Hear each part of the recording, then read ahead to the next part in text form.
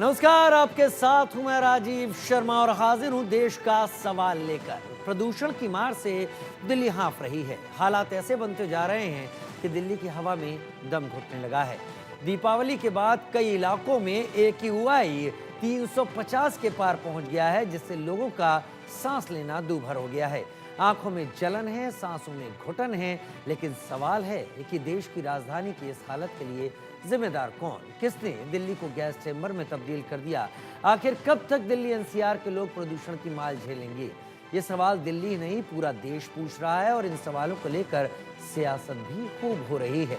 BJP आरोप लगा रही है कि आम आदमी पार्टी सरकार ने प्रदूषण को लेकर कोई कदम नहीं उठाया, दिल्ली के लोगों को भगवान भरोसे छोड़ दिया। तो आम आदमी पार्टी बीजेपी पर सिर्फ सियासत करने का आरोप मढ़ रही है। हालांकि सियासत के बीच सवाल ये भी कि दिल्ली NCR में पॉल्यूशन का आखिर क्या है सॉल्यूशन। आज इसी मुद्दे पर करेंगे चर्चा। कई खास मेहमान हमारे साथ जुड़ेंगे, लेकिन इससे पहले यह खास रिपोर्ट आपके लिए।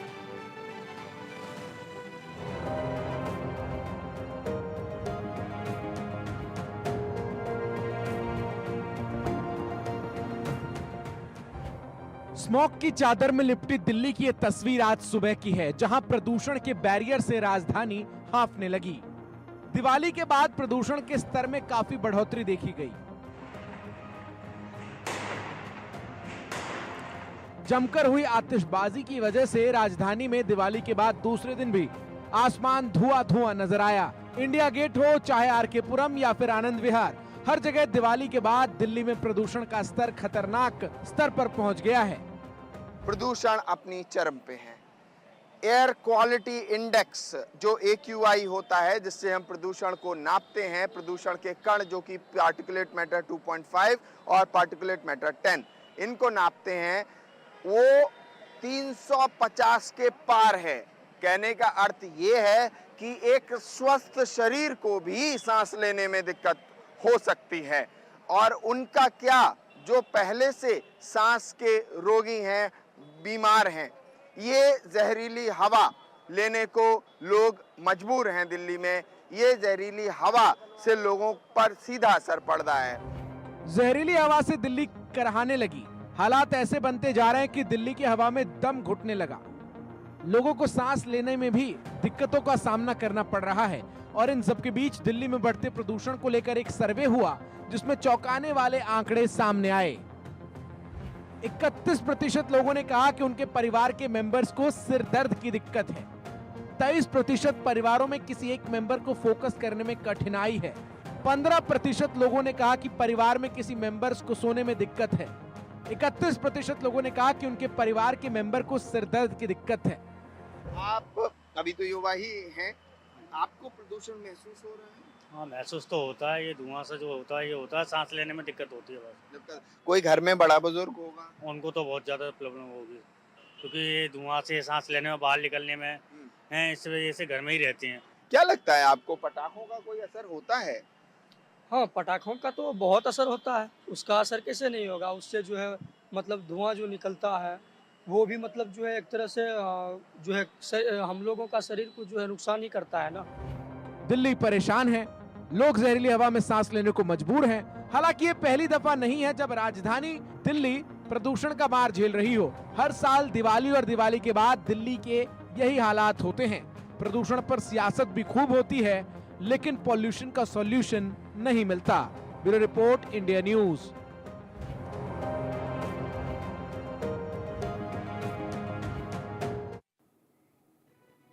आपको पता है, देश में एक सर्वे किया गया, एक्सपर्ट्स के बीच से एक राय समझी गई, और तब कोरोना से प्रदूषण की जब तुलना की गई तो पता चला कोरोना से अब तक भारत में करीब 5.5 लाख लोगों की जान गई है। लेकिन प्रदूषण के बारे में जो आंकड़े हैं वो 10 से लेकर 20 लाख के बीच में अलग अलग रिपोर्ट के तौर पर हैं। क्या हम वाकई प्रदूषण को गंभीरता से नहीं ले रहे हैं? देश का सवाल इसीलिए आपके सामने हम लेकर आए हैं चर्चा में, और देश के सवाल इस जगह मायने भी रखते हैं। पहला, दिल्ली में जहरीली हवा के लिए कितने जिम्मेदारी हैं, कितनी चीजें जिम्मेदार हैं?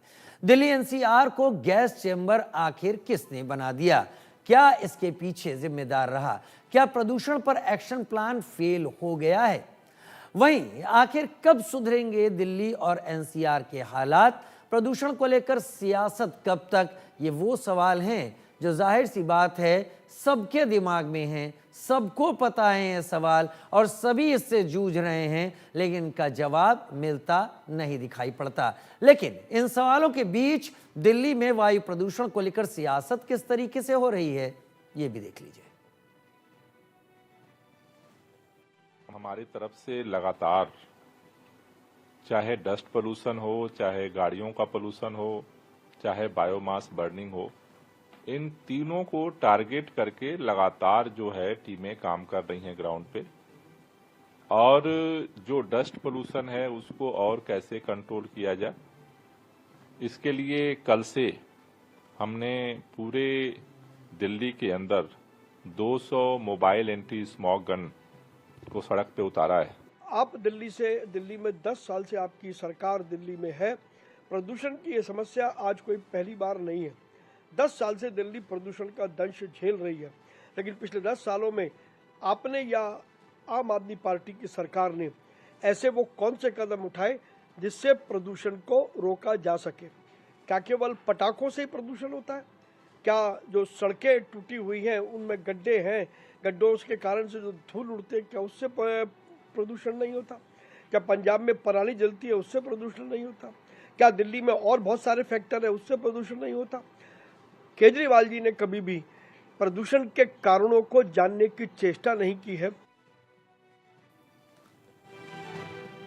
बीजेपी से आपने प्रतिनिधि को सुना, आम आदमी पार्टी से गोपाल राय को आपने सुना और सभी अपने अपने तर्क दे रहे हैं। लेकिन तर्क अगर किनारे रख दिए जाएं, हवाओं को देखा जाए तो सांसें जहरीली हैं। इसके लिए किसी किताब को देखने या किसी नॉलेज या आंकड़ों को खंगालने की जरूरत नहीं है, वो जमीन पर दिखता है। मेरे दो सहयोगी मेरे साथ इस वक्त जुड़े हुए हैं। आदित्य कुमार दिल्ली से मेरे साथ लाइव इस वक्त जुड़े हुए हैं, महेंद्र माही नोएडा से मेरे साथ लाए हुए हैं और इनसे बात करने के बाद हम अपने मेहमानों का भी रुख करेंगे। सबसे पहले आदित्य, आपका रुख कर लेते हैं। देश की राजधानी दिल्ली है, लिहाजा सबसे पहले दिल्ली की तरफ सबकी नजर जाती है, लेकिन एनसीआर का हिस्सा नोएडा भी है तो वो भी अछूता नहीं है। पहले आदित्य मुझे बताएं, अभी जब मैं आपसे बात कर रहा हूं, क्या स्थिति है स्मॉग की, क्या स्थिति है पॉल्यूशन की, क्या उपाय करने की बात हो गई है कल से आज तक के बीच में?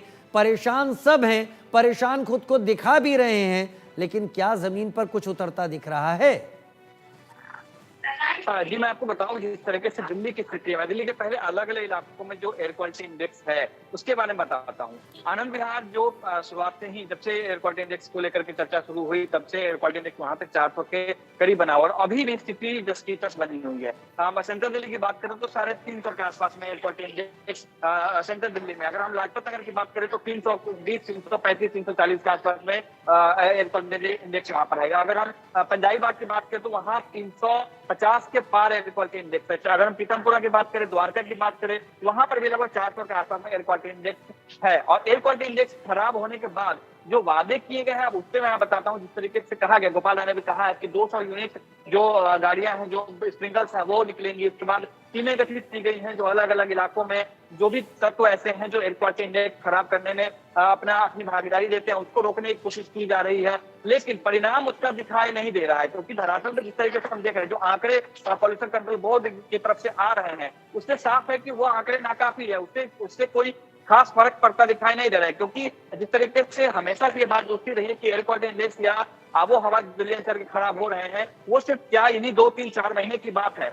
इससे पहले भी पूरे साल भर काम किया जाना चाहिए और ये रियलिटी है।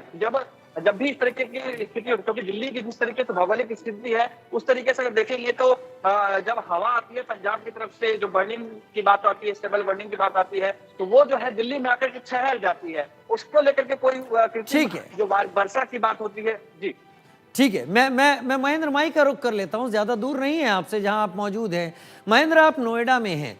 नोएडा उत्तर प्रदेश का वो शहर, वो जगह है जो विकास के मामले में शायद उत्तर प्रदेश की राजधानी लखनऊ को भी पीछे छोड़ता है। कई मायनों में सॉफ्टवेयर इंडस्ट्रीज है यहाँ पर, यहाँ बड़े सेक्टर्स हैं। दिल्ली से निकले बहुत सारे लोग नोएडा में शिफ्ट होना ज़्यादा बेहतर समझते हैं। चौड़ी सड़कें, सारी सुविधाएं, लेकिन यहाँ पर प्रदूषण की मार क्या कुछ अलग है दिल्ली से? और अगर है तो उपाय क्या कर रहे हैं नोएडा में?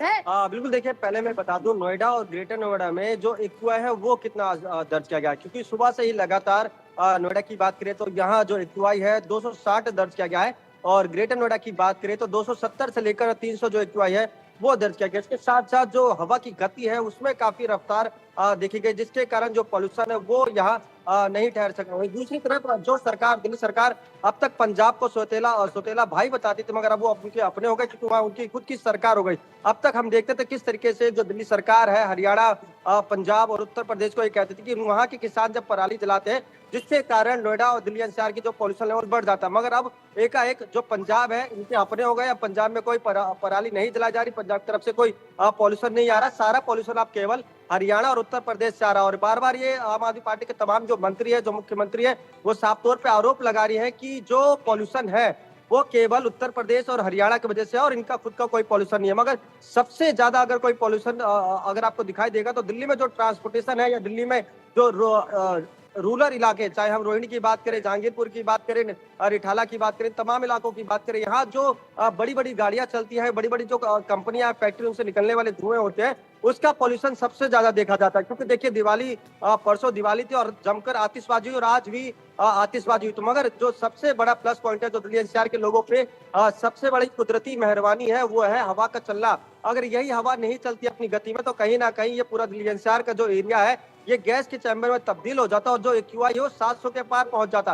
2023 में हमने देखा था किस तरीके से दिल्ली एनसीआर के यही वो इलाका था दिवाली से पहले कि जो एक्यूआई था वो 750 तक पहुंच गया था। जो लोग हैं वो बीमार पड़ गए थे, अस्पतालों में भर्ती होने की नौबत भी आ गई थी। फिलहाल अगर बात करें तो नोएडा और ग्रेटर नोएडा में थोड़ी राहत है। जो पॉल्यूशन का लेवल है वो 250 से लेकर 260, जो कि ये भी खतरनाक श्रेणी में आता है। मगर तुलना करें 2000 जी ठीक है, अब तुलना करने की बात कर रहे हैं, हम तस्वीरें देख रहे हैं। मैं अब तुलना करने के लिए आंकड़ों पर जाने का वक्त नहीं निकाल सकता क्योंकि बाहर निकलते ही चीजें समझ में आने लगती हैं। जो स्वस्थ व्यक्ति भी है उसे भी ये प्रदूषण दंश की तरह चुभ रहा है। बहुत शुक्रिया आदित्य और महेंद्र माही, दोनों ही जगहों का हाल बताने के लिए। लेकिन हमारे साथ खास मेहमान भी इस वक्त जुड़ रहे हैं और उन खास मेहमानों का हम रुख करेंगे और मैं चाहूंगा कि हम चर्चा करें, हम उलझे नहीं। सियासत बहुत हो चुकी, कम से कम आज की इस चर्चा को मैं बहस का नाम नहीं देना चाहता। और मैं चाहूंगा जब कोई बोल रहा हो और वो कुछ चुभते हुए सवाल सामने रखे तो दूसरे प्रवक्ता उन सवालों का जवाब बाद में दे। सुने जरूर कि किसी के दिल में क्या है, कौन क्या कुछ कह रहा है, सब रहने वाले इसी क्षेत्र के हैं। तो मेरे साथ इस वक्त जुड़ रही हैं अनुजा कपूर, बीजेपी की प्रवक्ता। बहुत स्वागत है अनुजा जी आपका। हरनाम सिंह जी, प्रवक्ता कांग्रेस, मेरे साथ इस वक्त जुड़ रहे हैं। पवन शर्मा, आम आदमी पार्टी के प्रवक्ता, मेरे साथ जुड़ रहे हैं। डॉक्टर नरेश चावला, उपाध्यक्ष डीएमसी, मेरे साथ जुड़ रहे हैं। और कविता अशोक, पर्यावरणविद के तौर पर मेरे साथ इस वक्त जुड़ रही हैं। आप सभी का बहुत स्वागत है। और मैं शुरुआत करना चाहूँगा वो लोग जो पॉलिटिकल फील्ड से नहीं आते हैं, वो लोग जो एक्सपर्ट हैं इस फील्ड के, शुरुआत में उनसे ही कर लेता हूं। तो सबसे पहले कविता अशोक, सवाल मेरा आपके लिए। एक बड़ी अजीब सी स्थिति है। कुछ साल पहले कोरोना की स्थिति थी और कोरोना का डर कुछ इस तरीके से हम सब पर हावी था कि हर बताए गए प्रोसीजर, हर बताए गए प्रोटोकॉल को गंभीरता से लेने की न केवल जरूरत समझी जाती थी, दूसरे को भी एहसास दिलाया जाता था कि यहाँ पर आपको ये चीज़ गंभीरता से लेनी ही होगी, नहीं तो चल नहीं पाएगा। टोकते थे लोग उस प्रोटोकॉल के हिसाब से चलने के लिए। लेकिन प्रदूषण, इसको लेकर शायद अभी गंभीरता ही नहीं है। हम 5.5 लाख मौतों को काउंट कर चुके हैं कोरोना में अब तक। लेकिन अगर प्रदूषण की मौतों की बात करें तो अलग अलग जगह से जो आंकड़े निकल आते हैं, 10 लाख, 15 लाख या 20 लाख, ये एक साल का माना जाता है जो प्रदूषण के चलते लोगों की जिंदगियों को छीन लेता है। क्या हम अभी भी प्रदूषण को लेकर गंभीर नहीं हैं? कविता जी। देखिए, बड़ी बात भी बहुत गंभीर है और बहुत दुख की है कि जैसे इस वक्त दिल्ली में मेरे जैसे लाखों लोग हैं जो प्रदूषण से की चपेट में आ चुके हैं। हम लोगों को वायरल है, इन्फेक्शन, खांसी, जुकाम सभी को चल रहा है।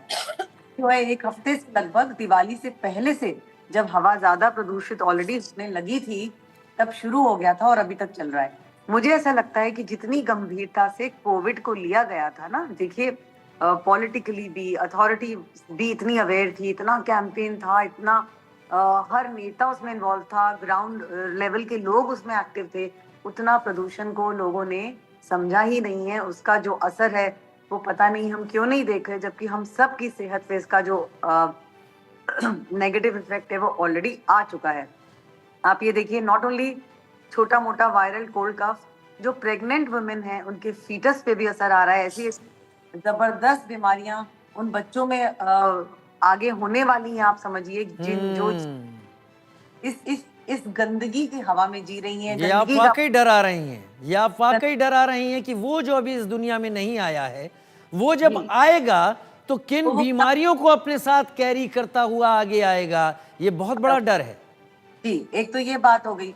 दूसरी बात ये कि देखिए हमारे घर में बड़े बूढ़े हैं, ना वो वॉक पे जा सकते हैं, ना उनको सांस आ रहा है, अस्थमा के पेशेंट हैं, बच्चों के स्कूल। मैं आपको आज बता रही हूँ, मेरा भी एक्सपीरियंस बहुत है, 10-15 साल हो गए पर्यावरण पे काम करते हुए। जैसे ही प्रदूषण और बढ़ेगा, स्कूल बंद हो जाएंगे, ऑफिस बंद हो जाएंगे। तो ये किस तरह का लाइफस्टाइल है? मॉडर्न लाइफस्टाइल में हमने क्या पाया है? इतना शहरीकरण, इतने हमने पेड़ काट डाले, बिल्डिंग बना डाली, कंस्ट्रक्शन कर दिया, वेहिकुलर पोल्यूशन है, सबने गाड़ियां खरीद ली। क्या पाया? जब आप ना हमारे बच्चे बागों में खेल सकते हैं, ना माँ बाप हमारे सैर पे जा सकते हैं, सांस आ नहीं रहा है, लोग नेबुलाइजर लगाएंगे, घर के अंदर प्यूरिफायर लगाएंगे, ये आदमी सड़कों पे मरेगा। तो आप बताओ कि मुझे तो नहीं लगता कि हमने कुछ बहुत एडवांसमेंट कर ली। एडवांसमेंट तो तब होगी जब मैं मानूंगी कि दिल्ली सरकार सुप्रीम कोर्ट के ऑर्डर से जागे। बड़ी अजीब बात है, सुप्रीम कोर्ट तो 2017 से इन बातों को कह रहा है, और कल मेरे साथ डॉक्टर चावला जो इस वक्त स्क्रीन पर देख भी रहे हैं, कल भी वो मेरे साथ चर्चा में शामिल थे और हम सब यही बातें कर रहे थे। आज भी हम बात कर रहे हैं, और कल मैंने डिबेट जिस एंड पर छोड़ी थी, आज उस सवाल को मैं इस डिबेट के बाद में, इस चर्चा के बाद में, मैं बहस का नाम नहीं दूंगा, तब जरूर रखूंगा। लेकिन डॉक्टर नरेश चावला, आपका ही रुख कर लेता हूं अब मैं।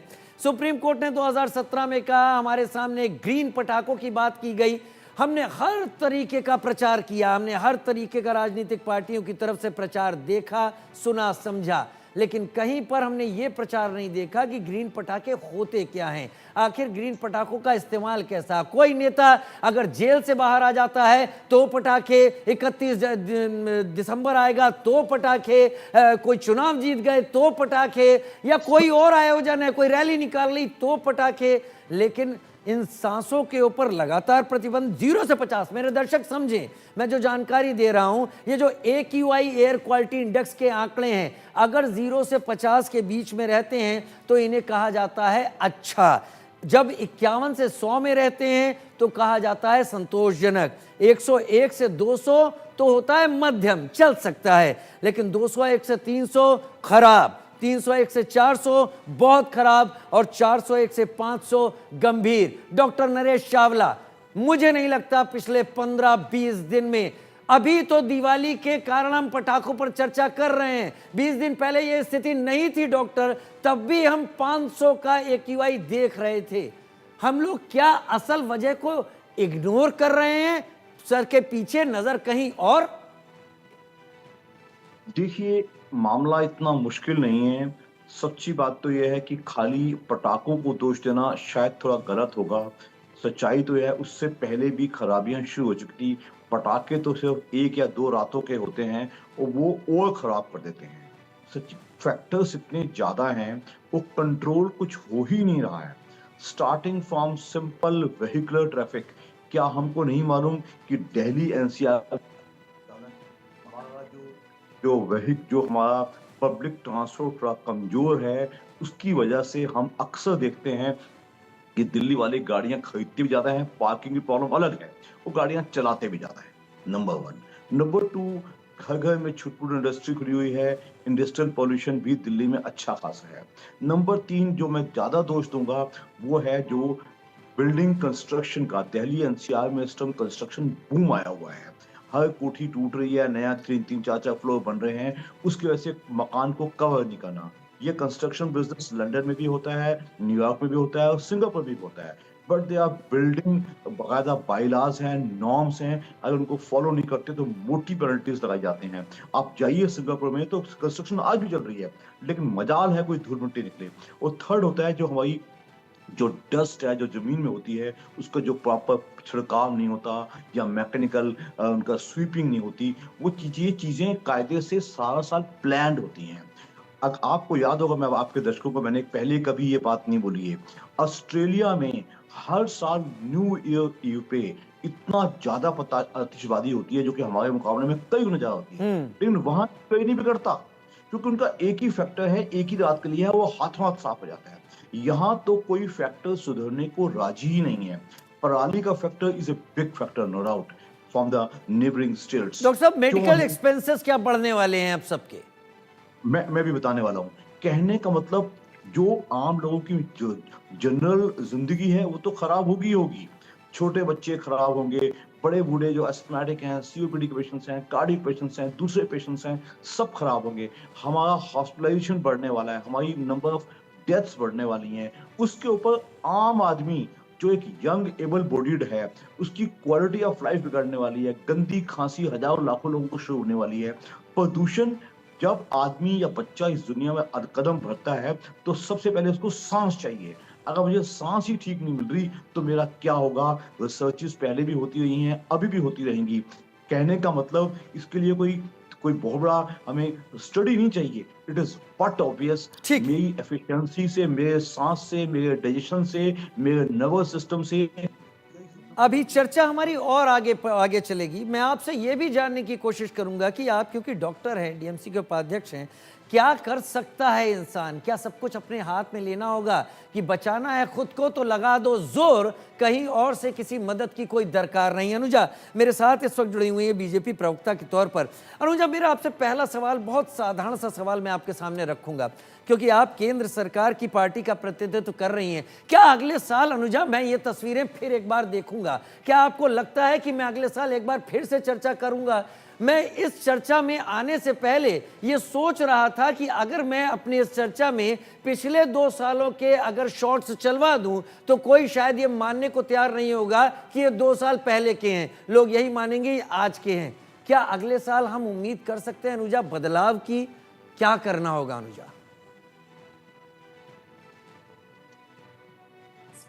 की वजह से मेरी आवाज थोड़ी बैठ गई है। नहीं, मैं आपको खांसते हुए सुन भी रहा था, असर है आपके भी गले पे।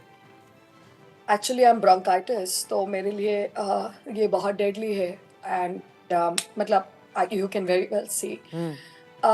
मैं इतना कहूँगी कि मोदी जी ने दिल्ली के अंदर ही नहीं ऑल ओवर इंडिया में बहुत काम किया और हम तीसरे साल में जो आए हैं इसी फैक्टर पे आए हैं।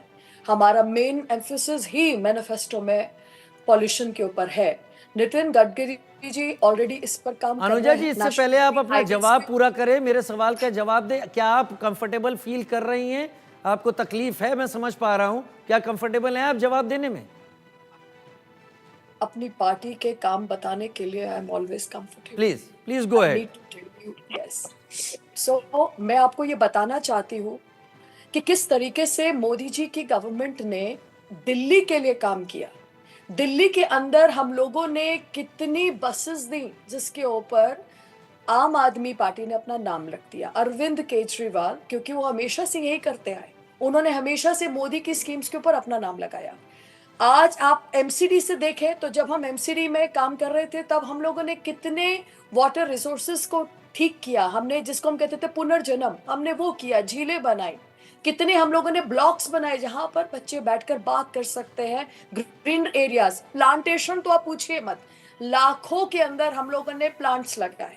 पर आप ये देखिए कि मैं ये पूछना चाहती हूँ आम आदमी पार्टी से, जो ग्रीन टैक्स था इनके पास, जो इन्होंने 2019 में एक आरटीआई लगी थी, पूछा गया था आम आदमी पार्टी गवर्नमेंट से कि जो ग्रीन टैक्स है आपका 1174.67 करोड़ का जो ग्रीन टैक्स था आपने 2015 में कलेक्ट किया था, वो पैसा कहाँ है? क्योंकि उसमें से आपने रुपीस 272.51 करोड़ ही सिर्फ स्पेंड किया। वो कहाँ है? बाकी आपका 900 जो करोड़ है वो कहाँ है? आपका 80% आपने यूटिलाइज नहीं किया। आपने यूटिलाइज उसको कहाँ कर रहे थे? Delhi Meerut regional rapid transit को बनाने में आपने यूज किया। जब सुप्रीम कोर्ट के ऑर्डर्स निकल रहे थे उसके अंदर 272 करोड़ 265 करोड़, मैं नहीं बोल रही, इनकी आरटीआई बोल रही है, तो ग्रीन फंड आपको यूज करना चाहिए था रिपेयरिंग ऑफ द रोड्स, आपने वो नहीं किया।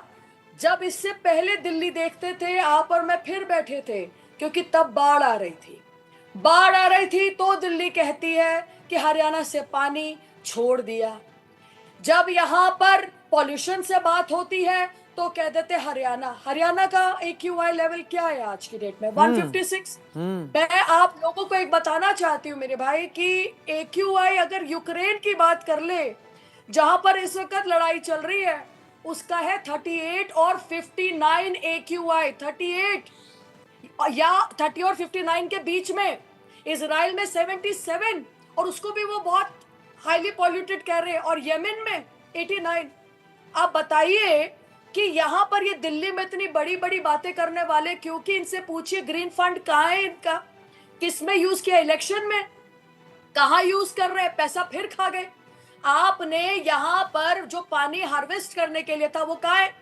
आप तो कहते थे कि हम तो कूड़ा घर घर से उठा रहे हैं और हम उसको दोबारा से रिसाइकिल कर रहे हैं। अरे उसको छोड़िए, अभी छठ पूजा आने वाली है, 7 तारीख को लोग मनाने वाले हैं, हम उसको यमुना को जब देखते हैं तो उसके अंदर इशू है, आपको पता नहीं है? बहुत शर्म की बात ये भी होती है अनुजा, आप सही कह रही हैं। कुछ लोगों को मैंने सुना जब वो कालिंदी कुंज के पास यमुना के पुल से गुजर रहे थे, उन्होंने कहा है कि नाला है क्या। शर्म खुद पर आई, और मैं इस तस्वीर को अभी भी पूरे दावे के साथ बोल सकता हूं, किसी को देखनी है तस्वीरें तो अभी चला जाए कालिंदी कुंज, वहां यमुना की स्थिति पता चल जाएगी। अनुजा आप गलत नहीं कर रही हैं, लेकिन अपने तर्क बचा कर रखिए। आम आदमी पार्टी के प्रवक्ता बहुत जल्द हमारे साथ जुड़ेंगे और मैं चाहूंगा कि उन तक ये तर्क पहुंचे और उनके भी जवाब यहां पर निकलकर सामने आए। लेकिन हरनाम सिंह जी मेरे साथ इस वक्त जुड़े हुए हैं, प्रवक्ता कांग्रेस। हरनाम सिंह जी, मुझे पता नहीं क्यों याद आता है 15 साल का शीला दीक्षित जी का वो कार्यकाल। हम तब स्मॉग के बारे में बात नहीं करते थे, हम तब इन चीज़ों के बारे में बात नहीं करते थे, पटाखों पर प्रतिबंध नहीं लगते थे। हम पटाखों को सेंटर पॉइंट बनाकर आज की तारीख में बैठ गए हैं कि इन्हीं के चलते सब कुछ हो रहा है। और अगर ऐसा है, मैं इसका समर्थन नहीं कर रहा। अगर ऐसा है तो 1 महीने पहले 500 और 400 का AQI क्यों मिल रहा था दिल्ली में? तो वजह कुछ और है और हम एड्रेस नहीं कर पा रहे हैं। पवन जी, क्या वर्तमान सरकारों के बीच में रस्साकशी इस चीज का जिम्मेदार है, या फिर हमने आंखें बंद कर ली हैं फिलहाल असल वजह से?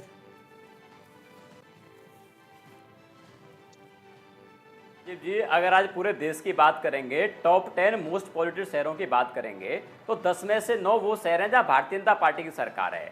जब दिल्ली की सरकार बताती है हम छोटे से लेके बड़े उपाय कर रहे हैं कि दिल्ली में पॉल्यूशन कंट्रोल में आए, सोचिए छोटे से उपाय वो, जब गाड़ी आपके सिग्नल पे रुकती है तो दिल्ली सरकार कैंपेन चला रही है कि आप गाड़ी अगर 30 सेकंड भी न्यूट्रल खड़ी रहेगी, गाड़ी बंद कर लीजिए। सोचिए इतने छोटे उपाय दिल्ली की सरकार कर रही है, लेकिन वही भारतीय जनता पार्टी की सरकार ये बताएं भाई, दिल्ली से ज्यादा पॉल्यूशन जहां भाजपा की सरकारें हैं, ग्रेटर नोएडा का पॉल्यूशन दिल्ली से ज्यादा है, गाजियाबाद का पॉल्यूशन दिल्ली से ज्यादा है, लखनऊ का, गुरुग्राम का, जहां भाजपा के शहर हैं वहां का पॉल्यूशन दिल्ली से ज्यादा होने के बावजूद इनकी सरकारों ने एक काम किया हो, बता दें। मैं चैलेंज करता हूं भारतीय जनता पार्टी को, ये मुझे एक काम बताएं इन्होंने पूरे देश में एक काम किया हो जो हमारी सरकार नहीं कर पाई हो। इन्होंने एक काम नहीं किया। दिल्ली की सरकार पूरे साल काम करती है राजीव जी, हमारी सरकार बनने से पहले जहां गुड AQI के डेज 200 109 हुआ करते थे, और हमारी सरकार ने 10 साल काम करने के बाद, दिल्ली के 2 करोड़ लोगों के साथ काम करने के बाद उन गुड AQI के डेज को 210 पहुंचाया। ये बहुत बड़ी बात है, हम उसको 365 ही पहुंचाएंगे।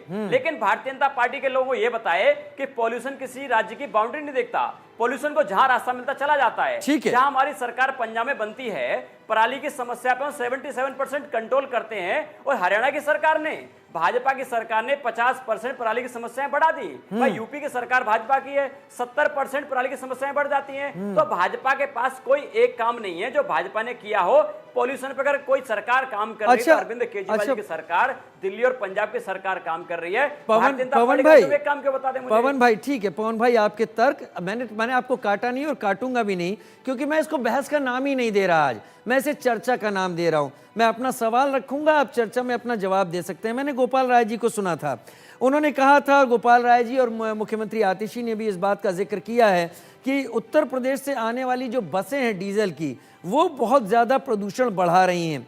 क्या वाकई उत्तर प्रदेश से ही बसें आती हैं? हिमाचल से कोई बस नहीं आती, जम्मू से कोई बस नहीं आती, पंजाब से नहीं आती क्या बसें यहाँ पर? और अगर आती हैं तो क्या वो सब सीएनजी हैं, इलेक्ट्रिक हैं? पवन भाई, मैं अरविंद जी का वो बयान भी याद कर रहा हूँ जब उन्होंने कहा था कि 5 साल में यमुना को स्नान लायक बना देंगे। वो तो दिल्ली बीजेपी के वीरेंद्र सचदेवा दिखावे में कूद गए और अस्पताल पहुंच गए। देखिए, दो चीजें राजीव जी, आपके चैनल के कैमरा भी गए थे आनंद विहार के अंदर, जहां दिल्ली की सरकार दिल्ली में इलेक्ट्रिक व्हीकल लेके आती है, पॉलिसी लाती है, दिल्ली की सारी बसें इलेक्ट्रिक करती है, कुछ सीएनजी पे करती है। वहीं उत्तर प्रदेश की बसें सारी आनंद विहार के अंदर, जहां एक्यूआई सबसे ज्यादा खराब है। तो भाजपा को बताना चाहिए था कि भाजपा ने इतने साल में किया क्या। भाई, अपनी बसों को डीजल से अगर सीएनजी पे कन्वर्ट नहीं कर पाए, इलेक्ट्रिक व्हीकल पे नहीं कन्वर्ट कर पाए, तो भाजपा ने किया क्या? पूरे दिल्ली का एवरेज एक्यूआई देखिए मेरे साथ, देखिए व्यक्ति बताएगा। मैं आपका मैसेज बहुत क्लियर आ रहा है और मुझे समझ में भी आ रहा है, मेरे दर्शक भी समझ रहे हैं, लेकिन पूरे दिल्ली का एवरेज एक्यूआई 400 जा रहा है। चलिए, मेरा सवाल जो मैं देख रहा हूं, और इसको चाहें तो क्योंकि आप प्रवक्ता हैं तो आप इसकी काट वहां चेक भी कर लेंगे। आप जम्मू का एक्यूआई देखिए 65 के करीब है, देहरादून 90-95 है, उत्तर प्रदेश की राजधानी लखनऊ 130, 137, पटना 150, जयपुर 127, भोपाल 130, 140 के बीच में। हम दिल्ली में इतना जहर कहां से ला रहे हैं? क्या ये सब कुछ हरियाणा भेज रहा है एक साथ, उत्तर प्रदेश भेज रहा है हवाओं के जरिए? हवाएं चलेंगी तो एक ही तरफ से चलेंगी ना, दोनों तरफ से तो अटैक नहीं होगा। मैं बीजेपी का प्रवक्ता नहीं हूं, बस इतना याद रख के जवाब दीजिएगा। नहीं, मैं तो आप बीजेपी के प्रवक्ता को बोला ही नहीं। देखिए राजीव जी, नहीं, देखिए आंकड़े मुझे नहीं पता आपके पास कहां से आंकड़े हैं, सेंट्रल गवर्नमेंट के आंकड़े मेरे पास हैं। नहीं, मेरे पास आंकड़े सेंट्रल गवर्नमेंट नहीं, सेंट्रल गवर्नमेंट के आंकड़े मेरे पास हैं। हाँ। ये 31 तारीख के हैं। बोलिए सर। देखिए, सेंट्रल गवर्नमेंट के मेरे पास आंकड़े हैं जो ये बताते हैं कि दिल्ली के अंदर पॉल्यूशन 420 रहता है दीपावली के दिन, मतलब दीपावली बीतने के बाद। वहीं पे चंडीगढ़ के अंदर 1308, भाई कोटा के अंदर 973, गाजियाबाद 775, लखनऊ 652, गुरुग्राम के अंदर 516, नोएडा के अंदर 441। तो मैं ये जानना चाह रहा था, एक दिल्ली का नागरिक होने के नाते, तो भाजपा ये बताए कि दिल्ली से ज्यादा पॉल्यूशन इनके राज्यों में है, इनके शहरों में है, तो भाजपा ने कोई एक काम तो किया होगा जो हमारी दिल्ली की सरकार नहीं कर पाई हो। भाई, दिल्ली की सरकार, हम बताते हैं, हमने दिल्ली में इलेक्ट्रिक व्हीकल पॉलिसी हम ले आए, दिल्ली में 24 घंटे बिजली दी हमने, दिल्ली में डस्ट पॉल्यूशन को हम कंट्रोल कर रहे हैं, एंटी स्मोक गन हम चला रहे हैं। तो भारतीय जनता पार्टी के लोग कर क्या रहे हैं? अब ठीक है, अब अनुजा जी को सुन लीजिएगा। अब अनुजा जी को मैं, हमने किया, अनुजा जी आपका पॉल्यूशन जो है, ठीक है, भाजपा को एक काम बताया, पवन भाई ठीक है, मैं आपने पूछ लिया ना। अनुजा जी 20-25 मिनट का वक्त ले लीजिए, क्योंकि हरनाम जी को फिर मैं पूरा टाइम देने वाला हूं। इन्होंने जो बातें अभी कही हैं, इलेक्ट्रिक व्हीकल पॉलिसी ये लेके आए हैं, डस्ट पर कंट्रोल कर रहे हैं, चलिए आप इन दो पर ही जवाब दे दीजिए। आपका ऑडियो म्यूट है। बहुत अच्छा लगता है सुनने में जब इस तरह की वार्तालाप क्या हो तो। नहीं, मैं आपसे बात कर लूं भाई। आप जब इस तरीके की डिबेट्स में आते हैं तो मुझे लगता है रटा रटाया रट के आते हैं, क्योंकि आप हकीकत से जुड़े नहीं हैं। आम आदमी पार्टी अब सिर्फ इलेक्शन मोड में रहती है, दिल्ली की जनता से कट चुकी है। दिल्ली की जनता के क्लस्टर 7 की पालिका अध्यक्षा हो गई हूँ मैं, और वहां पर जब जाकर बात करती हूँ तो जरा जाकर घूमिएगा आप लालबाग में, आपको भी नजर आ जाएगा आजादपुर का क्या इशू है। आप देखिए कि आपके साथ कोई लोग खुश नहीं है। आप लोगों ने लोगों के घरों में शराबों के साथ साथ उसका पॉल्यूशन, शराब का पॉल्यूशन, क्योंकि बॉडी में उसी का पॉल्यूशन है, लॉटरी पॉल्यूशन, आपका स्मोक टावर, आपने 23 सर, मैं आपसे बात कर रही हूँ, वही बता रही हूँ मैं आपको बता रही हूँ। आपने तो स्मोक लगाया है ना, स्मोक टावर। वो स्मोक टावर कितने में लगाया? 23 करोड़ में। 8 से 6 महीने और कितने सालों से वो बंद है। क्या काम आपने किया? इलेक्ट्रिक बसेस हम लाए थे, इलेक्ट्रिक बसेस हम लाकर आपको दिए हैं। ये बात आप समझिए, ये आपको पता नहीं है। और दूसरी बात, आपके यहाँ पर जो स्मोक टावर्स की जो बात करते हैं ना, जो ये आप सारे स्प्रिंकलर्स, ये आम आदमी पार्टी के नहीं है, ये हम लोग कर रहे हैं। आपने क्या ग्रीनरी रखी? सारी ग्रीनरी हम लोगों की तरफ से रही है। आप लोगों ने कहाँ काम किया? वाटर रिसोर्सेज से लेकर इलेक्ट्रिक व्हीकल। अनुजा जी, अगर आप लाई हैं तो किस योजना के तहत लाई हैं? आप इलेक्ट्रिक व्हीकल लाई किस योजना के तहत लाई? राजू जी, मेरे पास सेकंड दीजिएगा, मुझे बड़ी हंसी आ रही है। नहीं, ठीक है, आप बाद में हंसिएगा। हाँ, अनुजा जी देखिए आपकी जान 144 जो है इलेक्ट्रिक बसेस जो है वो एक दिल्ली क्लीन एनवायरनमेंट से रिलेटेड के लिए बात जो मोदी जी ने करी थी उसको लेकर यहाँ पर हम लोग लेकर आए। सीपीसीबी की जो मॉनिटरिंग रही उसके दौरान पर लास्ट ईयर ये बात इनको पता है, जिसके नाम पर अरविंद केजरीवाल ने अपना नाम लगा लिया था, आई थी कि नहीं आई थी? आप यहाँ पर जो इलेक्ट्रिक बसेस की बात करते हैं, फ्यूल से रिलेटेड सीएनजी चाहे रहा हो, एलपीजी का रहा हो या चीजों से, उज्ज्वला योजना के अंदर सिलेंडर को हटाने के लिए की बात जो हम लोगों ने गैसेस से रिलेटेड बात करी उसको कौन लेकर आया? आप फेम के जरिए आने वाली बसों की बात कर रहे हैं। मैंने रिपटल दे दिया, लेकिन हरनाम सिंह जी बहुत इंतजार कर रहे हैं। हरनाम जी, पहले सवाल मैंने आपसे ही पूछा था, मुझे लगा शायद थोड़ा मिसकम्युनिकेशन हुआ और पवन भाई ने जवाब दे दिया उस वक्त, लेकिन हरनाम जी मेरा सवाल अब भी वही है आपसे। 15 साल की शीला दीक्षित की सरकार थी और हम सभी जानते हैं लंबा वक्त मैंने भी गुजारा है और हमने स्मॉग और इस तरीके जहरीली पॉल्यूशन पर रिपोर्टिंग नहीं की, लेकिन उसके बाद ये चीज़ें कॉमन होती चली गई। पटाखों को एक सेंटर पॉइंट बना दिया गया और हर बार पटाखों को लेकर ही सारी चीज़ें होती दिखाई पड़ने लगी। क्या हम असल मुद्दे से भटक गए हैं? क्या हम आपस में आकर बात करने की स्थिति में नहीं है कि हम असल मुद्दे को एड्रेस कर पाएं, या फिर असल मुद्दे को कोई एड्रेस इसलिए नहीं करना चाहता कि बात सिर्फ 1.5-2 महीने की तो है, 10 महीने करेंगे आराम, आगे देखा जाएगा। हरनाम जी देखिए, मैं जरा 2-3 मिनट चाहूंगा क्योंकि आपने बीजेपी के प्रवक्ता और आपको दोनों को समय दिया है जी। एट लेंथ पहली बात तो आपके दर्शकों को गोवर्धन की और भैया दूज की बहुत बहुत हार्दिक आपको भी शुभकामनाएं। दूसरी बात मैं आपके दर्शकों को ये बता दूं कि दिल्ली में 7 सांसद जो हैं पिछले 10 साल से भारतीय जनता पार्टी के हैं और केंद्र में सरकार उनकी 11 साल से है। और दूसरी, आपके 62 करीब एमएलए दिल्ली में पिछले 10 साल से आम आदमी पार्टी के, और 10 साल से के करीब उनकी सरकार को भी दिल्ली में राज करते हो गया है। तो आज जो हम ये चर्चा कर रहे हैं कि दिल्ली के ये हालात बने हुए हैं, दिल्ली एक गैस चैम्बर है, दिल्ली में बुजुर्गों को, बीमार लोगों को, कॉमॉर्बिड लोगों को, बच्चों को आज सांस लेने में तकलीफ है, दिल्ली में एयर पॉल्यूशन है, दिल्ली में नॉइस पॉल्यूशन है, दिल्ली में वाटर पॉल्यूशन है, दिल्ली में डस्ट पॉल्यूशन है। इस सब का जिम्मेवार कौन है? ये दिल्ली की जनता को समझना पड़ेगा कि दिल्ली की जनता वैसे तो बहुत समझदार है और वो सब समझती है कि शीला दीक्षित जी की सरकार में जब पूरे संसार में कहीं भी पब्लिक ट्रांसपोर्ट जो है सीएनजी पर नहीं था, तो हमने सुप्रीम कोर्ट की एक गाइडलाइन आई, एक कोर्ट केस था कि दिल्ली को पब्लिक ट्रांसपोर्ट को डीजल से शिफ्ट किया जाए। तो पूरे संसार में केवल दिल्ली ऐसा एक राज्य था जिसने एंटायर पब्लिक ट्रांसपोर्ट को, चाहे वो 3 व्हीलर थे, चाहे फटफट सेवा थी, चाहे बसेस थी, चाहे मेटाडोर्स थी, चाहे छोटी वैन्स थी, सबको हमने सीएनजी पर कन्वर्ट कर दिया था, जिससे दिल्ली में पोल्यूशन जो लेवल है वो बहुत ज्यादा डिक्रीज हो गया था। दूसरा, हमें वर्ल्ड का ग्रीनेस्ट सिटी अवार्ड जो शीला दीक्षित जी की सरकार को मिला था, वो हमें मिला था क्योंकि दिल्ली का ग्रीन कवर एरिया हमने जो है बहुत शानदार इंक्रीज किया था कि ये यमुना के आसपास गड़ी मांडू का इलाका हो, कालिंदी कुंज का एरिया हो, या दिल्ली का बुद्धा गार्डन का रिज हो, या दिल्ली यूनिवर्सिटी का रिज हो, तो ये तमाम रिज जो थे ये हमने इंक्रीज किया था, इनका वन क्षेत्र जिसको कहते हैं। और बच्चों ने भी से नो टू क्रैकर्स एक मुहिम शीला दीक्षित जी ने चलाई थी भागीदारी के तहत। बच्चे खुद भी पटाखे नहीं चलाते थे और उनके माता पिता को भी वो कहते थे कि पटाखे ना चलाए जाए।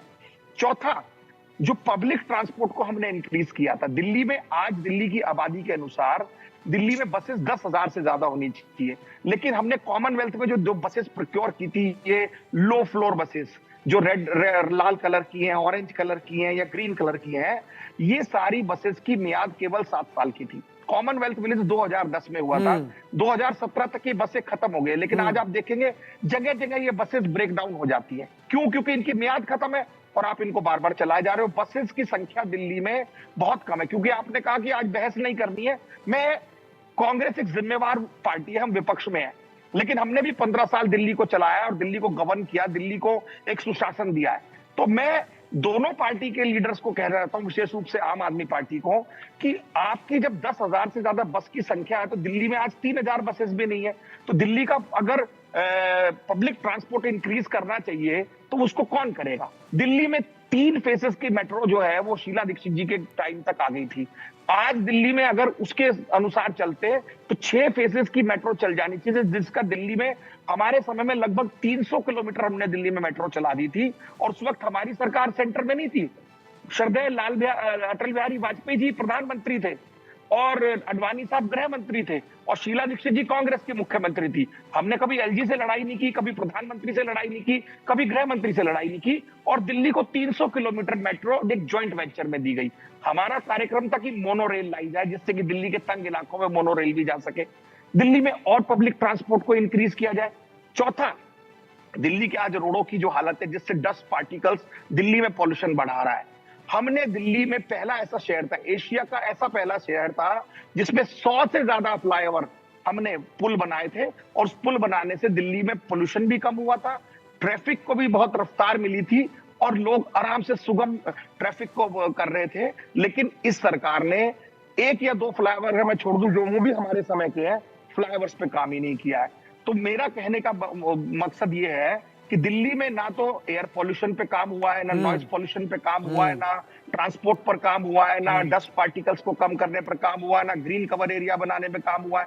और हर साल हम टीवी डिबेट में दिवाली के समय में, ये अक्टूबर से स्टार्ट होते हैं, और हम देखिए अभी जनवरी तक चलता रहेगा पूरा। आप ये देखिए पोल्यूशन AQI लेवल 400 है, 500, 600, 400, 500, 600 इस तरीके चलता रहेगा। सर सुन लीजिए एक सेकंड, तो ये सरकारों का काम क्या निरंतर नहीं है क्या? ये अक्टूबर से पहले काम नहीं करना था, और अब ये क्या थोपेंगे हमारे ऊपर? चलिए अभी ये थोपेंगे थोड़े दिन बाद। सर एक मिनट, एक सेकंड, अब ये थोपने जा रहे हैं दिल्ली पर ऑड इवन, फिर उसके बाद कंस्ट्रक्शन लेबर को ये बेरोजगार कर देंगे, वो कंस्ट्रक्शन बैन कर देंगे। थोड़े दिन बाद फिर ये ऑफिसेज बंद कर देंगे, वर्क टू होम करिए, फिर उसके बाद बच्चों के स्कूल बंद कर देंगे। यानी जब प्यास लगे तब कुआं खोदा। आप ये कहना चाहते हैं ना कि जब प्यास लगेगी तभी कुआं खोदा जाएगा, इस पॉलिसी पर काम होगा। लेकिन दिक्कत तो ये है कि मैं आज की इस चर्चा में ये समझना चाहता हूं हम आ कहां गए हैं और क्या इसका कोई सॉल्यूशन है। कविता अशोक पर्यावरणविद के तौर पर मेरे साथ इस वक्त जुड़ी हुई हैं। कविता जी, कोई सॉल्यूशन दिखता है आपको? कुछ भी दिखता है? हम दिल्ली में जो स्थिति थी उस स्थिति को मुझे ये कहते हुए थोड़ा दुख भी होता है कि अगर मैं आज की डिबेट को 1 साल बाद चला दूं तो शायद लोग ये कहेंगे कि ये लाइव चल रही है। क्या मैं ये उम्मीद कर सकता हूं कि अगले साल ये चीज नहीं होगी और अगले साल मैं भी, बाकी सब भी जिम्मेदार होंगे, एड्रेस उसको कर रहे होंगे जो असल समस्या है, उसे नहीं जो कि क्लाउड की तरह सामने है। कविता जी, मैं ये सोचती हूँ कि जो आप एक सपना आप देख करके बुन रहे हैं, सॉरी, कि अगले साल हम सब यहाँ बैठ के इस बात की चर्चा ना कर रहे हो। मैं तो खुद भी चाहती हूँ कि अगले साल जो है पोल्यूशन ना हो, पर ये इसको एक मिरेकल से मैं कम नहीं समझूंगी, क्योंकि हवा भी प्रदूषित है और राजनीति का जो खेल जो इतना जहरीला चल रहा है वो प्रदूषित हवा से भी ज्यादा पूरे देश में जो है ना प्रदूषण फैला हुआ है। क्योंकि देखिए कोई किसी के काम से खुश नहीं है, कहीं सराहना नहीं है, कहीं कोऑर्डिनेशन। या अभी जो हालात हैं, मैं तो सुनकर हैरान हो गया। एक आज की खबर है, एक शख्स ने अपने घर के हर कमरे में एयर प्यूरिफायर लगा दिया है। अब इसको मैं दूसरी नज़र से देखूं कि एयर प्यूरिफायर का AQI उतना खतरनाक ना होता अगर ऐसी बात होती। खैर, इन स्थितियों में लोगों को अगर कोई सपोर्ट नहीं मिल रहा है, अपना सपोर्ट करने के लिए जनता को घर पर क्या करना चाहिए जिससे इस जहरीली हवा से मुकाबला कर सकें, बाहर निकलें तो इस हवा का बुरा असर उनके हाउस होल्ड है, एक फैमिली है, आप खुद भी कंट्रोल करें, अपने पड़ोसों, अपने मोहल्ले को भी कंट्रोल करें। इससे भी मैं समझता हूँ इस भागीदारी काफी हमारे दिल्ली के लोगों का स्वास्थ्य बेहतर हो सकता है। स्वास्थ्य बेहतर हो सकता है।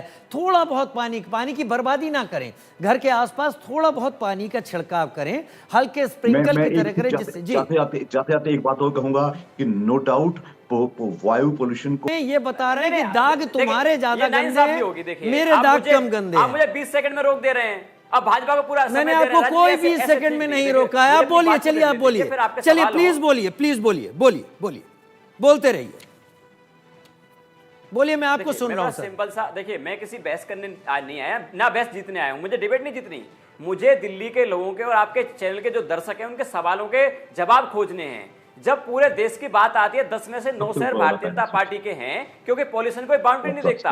जब हमारी सरकार पराली की समस्या का समाधान निकाल लेती है, दिल्ली के अंदर, पंजाब के अंदर, दिल्ली में 70% पराली की समस्या हम खत्म कर सकते हैं, कम कर सकते हैं, तो भारतीय जनता पार्टी के हरियाणा और यूपी के अंदर पराली की समस्या बढ़ क्यों जाती है? या तो उनकी साजिश हो सकती है या इनका फेलियर हो सकता है। तो ये तो बताएं इन्होंने किया क्या। देखिए, बात इन्होंने करी थी इलेक्ट्रिक बसों की। राजीव जी देखिए, कोई बच्चा ये बता देगा जहां भाजपा की सरकारें हैं, यूपी में भाजपा की सरकार है, वहां पे भाजपा ने इलेक्ट्रिक बस एक नहीं दी। तो दिल्ली के अंदर जहां पे इनकी सरकार नहीं है, ये हमको इलेक्ट्रिक बस लाके दे देंगे? ऐसा तो नहीं होगा। अच्छा, तो भारतीय जनता पार्टी लोग इतने भोले तो नहीं है। भाई, दिल्ली के अंदर पेड़ काटते हैं और सुप्रीम कोर्ट में जाकर कहते हैं को पता नहीं है पेड़ काटना अपराध है कि नहीं है। तो भाजपा सिर्फ साजिश कर रही है। ठीक है। अच्छा, एक बात बहुत छोटा था, चलिए आपको ही समय दिया, आपको मैंने समय नहीं दिया ना, चलिए आपको मैं समय देता हूँ।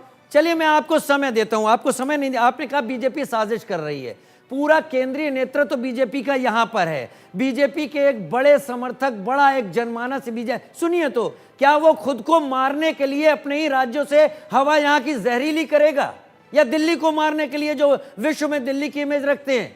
अरे पवन जी, तर्क तो सोच समझकर सामने रखिए। मैं बीजेपी का प्रवक्ता नहीं हूं, लेकिन क्या हम खुद को मारने के लिए ऐसा करेंगे? क्या आप करेंगे? मैं टेक्निकल आदमी हूं, साइंटिफिक बातें कर रहा हूं, बता दें मुझे। भाई, पराली की समस्या सेंट्रल गवर्नमेंट, चलिए मुझे लगता है मैं अपनी बहस को यहाँ रोकता हूँ आदर के साथ, लेकिन मैं एक बात साफ समझ गया हूँ, अगले साल ऐसी डिबेट हम फिर करने वाले हैं। शायद चर्चा ना नाम दें, लेकिन ये डिबेट अगले साल फिर होने वाली है। तर्क यही इशारा कर रहे हैं कि हमें इस जहर में सांस लेनी ही पड़ेगी, मजबूरी है, सियासत जो हावी है। बहुत शुक्रिया, आप हमारे साथ जुड़े हमारे साथ। उधर दिल्ली प्रदूषण की वजह से लोगों को सांस लेना मुश्किल हो रहा है, लिहाजा लोग घरों में एयर प्यूरिफायर लगाने को मजबूर हैं। बढ़ते वायु प्रदूषण की वजह से दिल्ली में एक ही परिवार ने अपने हर घर के कमरे में एयर प्यूरिफायर लगवा दिया, जिससे उन्हें शुद्ध हवा मिल पाए। हमारे सहयोगी आदित्य ने उस परिवार से बात की। इस परिवार के पास पैसे थे जो उसने अपने लिए साफ हवा का बंदोबस्त कर लिया, लेकिन हर एक के पास नहीं होते। फिर भी ये रिपोर्ट देखिए। शुरू होते ही दिल्ली एनसीआर में एक बड़ा सवाल उठता है कि क्या दिल्ली एनसीआर की हवा ठीक हो पाएगी। लगातार एयर क्वालिटी इंडेक्स खराब होता चला जाता है। ऐसी स्थिति में जो लोग हैं, रेसिडेंट्स हैं, वो लगातार कोशिश करते हैं कि उनके घर का माहौल जो है वो ठीक हो, एयर क्वालिटी इंडेक्स ठीक हो। एक हम आपको ऐसे ही घर में लेकर आए हैं जहां पर एयर क्वालिटी इंडेक्स बाहर के मुकाबले में अंदर में कम है। मैं आपको दिल्ली एनसीआर का एयर क्वालिटी इंडेक्स दिखा देता हूँ। ये देखिए, जहाँ मैं मौजूद हूँ, ये ग्रेटर नोएडा वेस्ट है और यहाँ पर 195, 280 और 340, इंदिरापुरम 297, वसुंधरा 285, 243, दिल्ली के आनंद विहार में 350, 400 के करीब में है। ऐसी स्थिति में इस घर में एयर क्वालिटी इंडेक्स ठीक है, क्योंकि इन्होंने एयर प्यूरिफायर लगा रखा है। एयर प्यूरिफायर के बारे में बात करेंगे कि कितना वो काफ़ी है, क्या वो ठीक से काम करता है या किस तरीके से वो काम करता है, कितना खर्चा पड़ता है, इन सब चीज़ों पर बात करेंगे और आपको बताएंगे कि एयर प्यूरिफायर है वो कितना साफ हो पाता है। अभी मैं मौजूद हूँ घर में और ये देख रहे हैं आपकी एयर प्यूरिफायर लगा हुआ है और ये छोटा सा यंत्र जो है इस घर में बहुत ही हद तक एयर क्वालिटी इंडेक्स जो है वो ठीक कर पा रहा है। हमारे साथ में विराज जी हैं। विराज जी से हम बात करेंगे, जानेंगे कि इनके घर में किस तरीके से एयर क्वालिटी इंडेक्स लगाने का आइडिया आया और कैसे इन्होंने इसकी शुरुआत की है। विराज जी, कैसे दिमाग में आया कि एयर प्यूरिफायर इस्तेमाल किया जाना चाहिए? क्या ये कारगर आपको लगता है? हाँ, कुछ हद तक, बहुत हद तक कारगर लगता है। बिकॉज पहले तो हम लोगों ने लगाया था कि भाई एक एयर पॉल्यूशन जैसे होता चला जा रहा है, जब जगह एयर पॉल्यूशन हो रहा था, सेहत को लेके कॉन्शियस रहना था, तो ऐसा लगा कि भाई क्या हल निकाला जाए। तो एयर प्यूरिफायर्स की लगातार इन्फॉर्मेशन आ रही थी, एड्स आ रहे थे। तो पहले तो हमने जो पहला एयर प्यूरिफायर लगाया था तो दैट वाज, हमने एक एक्सपेरिमेंट के तौर पे लगाया था, जो कि हमें फिर लगाने के बाद पता लगा कि इसमें काफ़ी अंतर आता है। हम जिस कमरे में हमने लगाया था और जो दूसरे कमरे हैं घर में, उनमें ही काफ़ी सांस लेने में आपको स्मेल से लेके और एयर के फील तक, आप स्मॉग की क्वालिटी तक, क्लियरिटी तक काफ़ी सारे डिफरेंसेस दिखते हैं। अगर इसमें बस आपको ये, फिर हमने हर कमरे में, पूरे घर में एयर प्यूरिफायर्स लगवाए और अब जब भी हम लोग बाहर से घर में आते हैं तो हमें वो फ़र्क महसूस होता है और जो भी हमारे घर में आता है उसको भी ये फ़र्क महसूस होता है। वो कहता है यार आपके यहाँ जो है एनवायरनमेंट काफ़ी अच्छा रहता है। अरे खर्चा भी कुछ बढ़ जाता है इसका मेंटेनेंस को लेकर। मतलब एक तो मशीन आपने कितने में खरीदा और उसका मेंटेनेंस का कितना है, बिजली बिल का कितना है? इसका खर्चा बहुत खास नहीं आता है, मतलब जितना ये आपको रिजल्ट दे रहा है उसके मुकाबले तो कुछ भी नहीं है। और मेंटेनेंस में बिजली का बिल तो मैंने ऐसा देखा नहीं कि कितना आता होगा, क्योंकि घर में इतना सारा सामान लगा हुआ है, एसी है, लाइट है इसमें, तो एक इक्विपमेंट कितना यूज़ कर रहा है वो तो हमने कभी देखा नहीं। लेकिन कोई इतना खास अंतर भी नहीं आया बिजली के बिल में, तो इसका मतलब शायद बिजली का बिल तो बहुत ज़्यादा नहीं है। रही बात मेंटेनेंस की, तो इसमें जो फिल्टर्स हैं वो आप खुद, इसका कोई खर्चा नहीं है मेंटेनेंस का, वो फिल्टर्स को आप खुद ही निकाल सकते हैं, खुद ही सर्विस कर सकते हैं और वापस असेंबल करते हैं, बहुत ईजी है। तो ऐसी कोई समस्या आती नहीं है, मेंटेनेंस कॉस्ट कोई खास है नहीं इसमें। मैम ये मैं एक बार जानना चाहता हूँ कि जैसे ये मशीन है, ये इसका क्या अर्थ है? जैसे ये ब्लू है, इसका क्या अर्थ हुआ? इसका अर्थ हुआ कि क्वालिटी इंडेक्स इसमें बिल्कुल हेल्दी है इस वक्त, और आपको करीब इस वक्त होगी मेरे ख्याल से 11 या 12। इस कमरे, हाँ वो मैं महसूस कर रहा हूँ, जो एटमॉस्फेयर पतला महसूस कर पा रहा हूँ मैं, हेजीनेस जो है वो नहीं हो पा रहा है। अच्छा, और मतलब इसमें और जैसे अगर ये रेड है या ग्रीन है, जब भी आप इसको ऑन करते हैं तो इसकी रेड होती है लाइट। अगर आपका पॉल्यूशन है तो ये लाइट अभी रेड हो जाएगी। अगर ज़्यादा, अभी यहाँ आप एक पटाखा फोड़ दीजिए कमरे में तो ये रेड हो जाएगी। फिर जब ये थोड़ी देर चलेगा फिर ये पर्पल होती है। पर्पल मीन्स अब वो काम कर रहा है और थोड़ी बेटर हो गई है। और ब्लू मीन्स अब आपका एकदम हेल्दी एयर है, आप आराम से भर भर के प्राणायाम करिए। मैम आपसे जानना चाहेंगे कि जिस तरीके से दिल्ली की आबो हवा है, तो क्या लग रहा है कि बच्चों के लिए कितना सेफ है, आप कितना महसूस कर पाती हैं? मैं तो ये कहूँगी कि दिल्ली एनसीआर में तो इतना पोल्यूशन है कि इसके बिना तो काम ही नहीं चल सकता, क्योंकि हम लोग तो घर में भी लगा के रखते हैं और कार में भी अगर जाऊँगी तो उसको ऑन रहना चाहिए। और यहाँ तक कि हम लोग कहीं बाहर भी जाते हैं तो घर में ऑन करके जाते हैं कि अगर बाहर से अंदर आए हैं तो थोड़ा सा बेटर फील करें। और मतलब यहाँ तो रहने ही वाला नहीं है, बहुत पोल्यूशन है सच बताएं। और प्रॉब्लम्स अगर वाकई आगे चल के भी ना आए ना, तो ये तो मस्ट है, सभी के लिए बहुत ज़रूरी है। कार में भी लगवाया हुआ है? हाँ, मैं तो रह ही नहीं सकती क्योंकि वाकई बहुत पोल्यूशन है और आगे चल के और बीमारियाँ हैं, उससे बेटर है कि ये लगवा लो, क्योंकि अपने को तो सेफ रखना ही पड़ेगा, बहुत ज़रूरी है। आपने हमारी चर्चा सुनी देश का सवाल में प्रदूषण को लेकर। आप समझ गए होंगे कि राजनीतिक दलों का रवैया क्या है। आपको पता है कि संविधान के अनुच्छेद 21 के तहत प्रदूषण को जीने के अधिकार के खिलाफ माना गया है, यानी इस पर कार्रवाई जरूर होनी चाहिए। लेकिन सियासत है कि हावी है। वहीं दिल्ली के इंडिया गेट पहुंचे मेरे सहयोगी आयुष शर्मा, ग्राउंड रिपोर्ट देखते हैं। दिल्ली के बढ़ते प्रदूषण पर बात करने के लिए डॉक्टर युद्धवीर सिंह हमारे साथ मौजूद है, एम्स के सीनियर डॉक्टर हैं। सर, बात की जाए बढ़ते हुए प्रदूषण की, दिल्ली में जिस प्रकार से प्रदूषण का स्तर बढ़ रहा है, अब दिवाली पर पटाखे फोड़े गए, बहुत ख़राब श्रेणी में प्रदूषण का स्तर जा चुका है।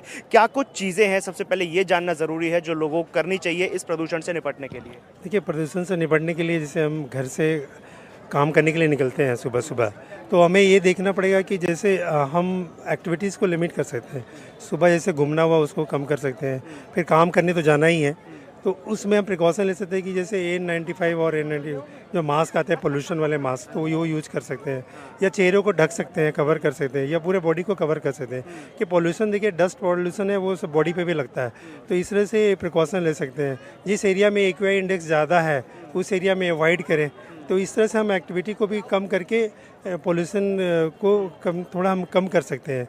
कि हमारी जो दिल्ली में त्यौहार था दिवाली का, काफ़ी पटाखे भी फोड़े गए सुप्रीम कोर्ट के आदेश के बावजूद भी, इसको कितना बड़ा कारण मानते हैं आप बढ़ते हुए वायु प्रदूषण का? देखिए, जो भी कोई भी चीज़ है जो अगर एक्टिविटी होती है तो वो ज़रूर पोल्यूशन को कंट्रीब्यूट करता है, चाहे वो पटाखा फोड़ना हुआ, चाहे और कंस्ट्रक्शन एक्टिविटी हो। तो डेफिनेटली है कि अगर कल पटाखे फूटे हैं तो उससे तो पोल्यूशन बढ़ेगा ही, और वो कंट्रीब्यूट किया है उस पोल्यूशन में।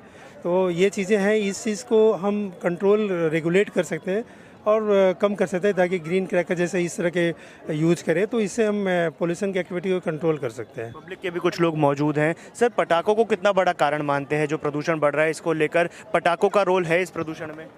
जी हाँ। क्या नाम है आपका? मोहम्मद आमिर। कहाँ से आए हैं? बिहार से। बिहार से आए। दिल्ली में आप घूमने के लिए आए हुए हैं, प्रदूषण महसूस हो रहा है, आंखों में जलन या गले में खराश हो रहा है? थोड़ा थोड़ा हो रहा है। अगर प्रदूषण इसी प्रकार से बढ़ता गया तो हो सकता है बीमारियां भी और बढ़े। जी ऑफ कोर्स होगा ही। आपको कैसा लग रहा है इस प्रदूषण में? अभी आप इंडिया गेट पर घूम रहे हैं, कि कुछ फर्क लग रहा है आपको?